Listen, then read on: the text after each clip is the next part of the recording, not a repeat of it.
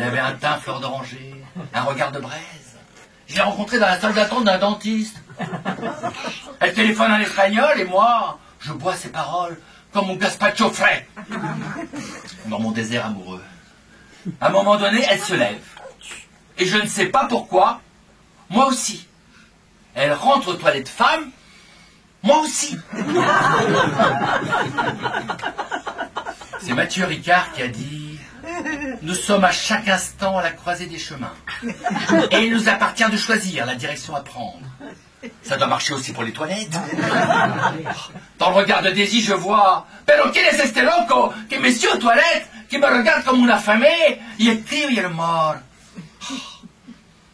Car mon pote Franck qui serait là, je suis sûr qu'il me dirait « Paolo, quand t'es pris par l'émotion, on voit une question. Tu te demandes ce que je fais là? Moi aussi. Je me dis que je suis pas là par hasard. On peut se revoir? Si, si. Pero primero, on va pisser chacun de son côté. Hein. Aux toilettes, je me dis, mais calme-toi. Calme-toi. Arrête de la regarder comme une profiterole. À la sortie, je découvre qu'elle est responsable de service dans un hôpital. Au début, on commence à parler de voyage, des pays qui nous font rêver. Bah, plus on s'éloigne, et plus on se rapproche l'un de l'autre. Au bout d'une heure, on n'a pas vu le temps passer. C'est plutôt bon signe, ça, non? Avant de la quitter, je lui lance...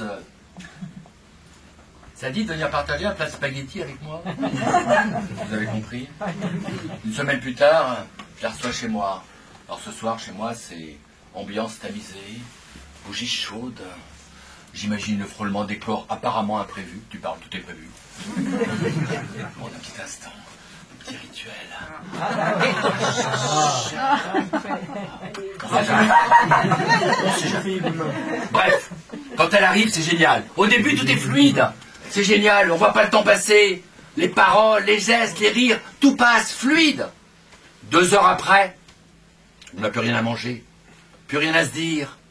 On se regarde comme des morts de soif. Mais aucun d'entre nous n'ose prendre la carafe. Pour me calmer, je me lève, je vais vers la fenêtre. Elle fait semblant de me rejoindre. Et là, elle se penche. Oh, là. Je sens le bout de ses seins durs sur mon bras. J'en peux plus. Daisy, j'ai envie de toi. Mais moi aussi, elle est très envie. Ouf. Mais tu crois que c'est facile? Bah, tu me déshabilles ou pas? Et ma culotte, j'ai la garde. Hein. Les volets, tu peux les fermer? Ah, il a amené un CD de musique classique. Ça te dérange pas? Ah, espera, il revient. Il avait me laver les dents. C'est pas gagné.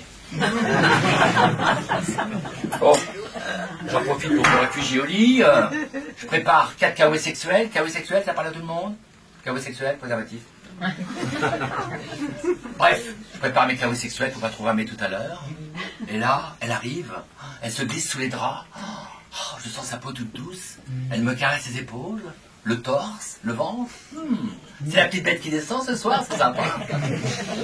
Et là, à ma grande surprise, elle me chope les couilles. Oh Paolo, tu crois qu'il les manipule ou pas? Écoute, Daisy, y a pas photo, hein. T'as pas prévu un numéro de jonglage après? Ma Paolo, c'est sérieux, enfin. Elle parle des infirmières dont elle est responsable. Il leur dit la vérité ou il leur fait croire qu'il tient compte de leur vie? Oh, Paolo, tu peux pas savoir comme ça me détend quand il tient tes bolitas comme ça. Ça me détend. Écoute, Daisy, moi aussi, ça m'a bien détendu. Mais je te préviens, je fais pas la vente emportée. Je vais quand même pas devenir psychothérapeute couillologue. Une demi-heure plus tard, elle tient toujours en main mes bijoux de famille.